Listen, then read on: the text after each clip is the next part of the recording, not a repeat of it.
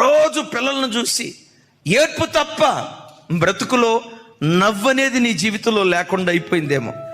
ఎందుకు ఈయన్ని కన్నానా, ఎందుకు ఈ కూతురుని కన్నానా, అసలు ఈ పిల్లలు లేకుండా ఉంటే బాగుండేదని మనసులో ఇప్పుడు విసిగిపోతున్నానయ్యా. నిజమే, ఆ పిల్లలకి తెలిసి తెలియక కొన్ని పొరపాట్లు చేశారు, కొన్ని తప్పటడుగులు వేశారు. హృదయంలో నీకు ఒక మానని గాయం ఉంది, కానీ విశ్వాసంతో మాట్లాడు. ఒక రోజు రాబోతుంది, ఏ పిల్లలను బట్టి నేను తలదించుకున్నానో అదే పిల్లలను బట్టి తలెత్తుకొని తిరిగే దినాలు నా దేవుడు నాకు అనుగ్రహించబోతున్నాడు. వీళ్ళు నా పిల్లలని ప్రజల ఎదుట చెప్పుకోవటానికి సిగ్గుపడ్డానే, అదే పిల్లల విషయమే వీళ్ళు నా పిల్లలు అని ధైర్యంగా చెప్పుకునే దినాలు దేవుడు నాకు అనుగ్రహిస్తాడు.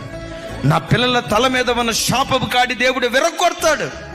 ఎప్పుడు నీ నోటితో ప్రవచిస్తూ మాట్లాడు, నీవన్నట్టే దేవుడు జరిగించును.